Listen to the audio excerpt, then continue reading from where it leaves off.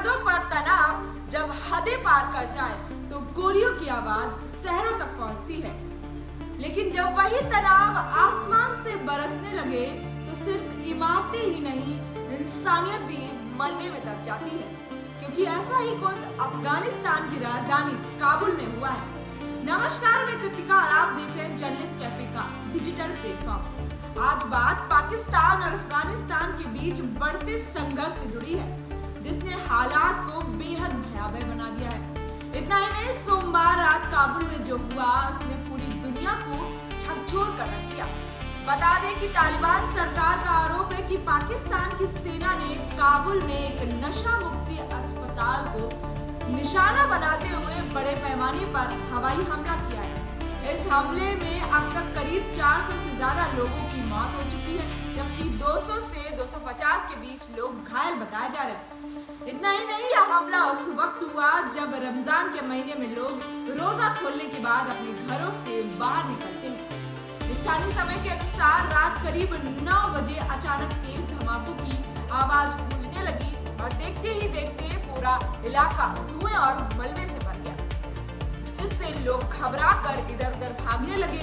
कई लोग मलबे में दब गए तो कई अपनों को बचाते बचाते खुद ही घायल हो गए। प्रत्यक्षदर्शियों का कहना है कि धमाके के बाद एंटी एयरक्राफ्ट फायरिंग भी की गई, जिससे यह साफ हो गया कि हमला हवाई था। इतना ही नहीं, जिस अस्पताल को निशाना बनाया गया वहाँ मादक पदार्थों की लत से जूझ रहे लोगों का इलाज किया जाता था।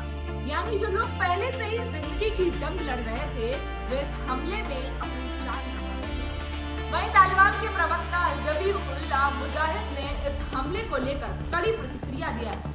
उन्होंने कहा है कि यह अफगानिस्तान का संप्रभुत्ता का खुला उल्लंघन है और इसे किसी भी सूरत में बर्दाश्त नहीं किया जाएगा। उन्होंने कहा है कि मारे गए अधिकांश लोग निर्दोष थे, इलाज के लिए अस्पताल में भर्ती थे। साथ ही मुजाहिद ने इसे मानवता के खिलाफ अपराध बताया है और पाकिस्तान को इसके गंभीर परिणाम भुगतने की चेतावनी दी है। हालांकि पाकिस्तान ने इस सभी आरोपों को पूरी तरह खारिज कर दिया है। प्रधानमंत्री शहबाज शरीफ के प्रवक्ता ने साफ तौर पर कहा है कि पाकिस्तानी सेना ने काबुल में किसी भी अस्पताल को निशाना नहीं बनाया है।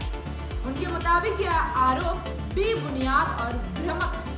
लेकिन सवाल यह है कि अगर हमला नहीं हुआ है तो फिर काबुल में इतनी बड़ी तबाही कैसे मची, और अगर हुआ है तो क्या वाकई अस्पताल को निशाना बनाया गया था? दरअसल पाकिस्तान और अफगानिस्तान के बीच यह तनाव कोई नई बात नहीं है, क्योंकि डूरन लाइन को लेकर दोनों देशों के बीच लंबे समय से विवाद चल रहा है। लेकिन पिछले 3 हफ्तों में यह विवाद हिंसक टकराव का रूप ले चुका है और कुछ दिन पहले ही सीमा पर हुई गोलीबारी में कई लोगों की जान चली गई। उसके बाद ही दोनों देशों के बीच बदले की कार्रवाई का सिलसिला तेज हो गया। इतना ही नहीं, कभी सीमा पर झड़प तो कभी एयर स्ट्राइक। दोनों देश एक दूसरे को लगातार निशाना बना रहे हैं। वहीं रिपोर्ट्स के मुताबिक हाल ही में काबुल के 9वें पुलिस जिले में भी हमले की खबरें सामने आई थी, जहां भारी नुकसान हुआ और इन घटनाओं ने दोनों देशों के रिश्तों को और भी खराब कर दिया। इस पूरे घटनाक्रम ने अंतर्राष्ट्रीय समुदाय की चिंता बढ़ा दी। लेकिन अस्पताल जैसे संवेदनशील ठिकानों पर हमले के आरोप ने कई गंभीर सवाल खड़े कर दिए हैं। अगर ये आरोप सही साबित होते हैं तो क्या अंतर्राष्ट्रीय कानूनों का खुला उल्लंघन माना जाएगा? साथ ही तालिबान सरकार ने साफ कर दिया है कि वह इस हमले को यूं ही जाने नहीं देगी।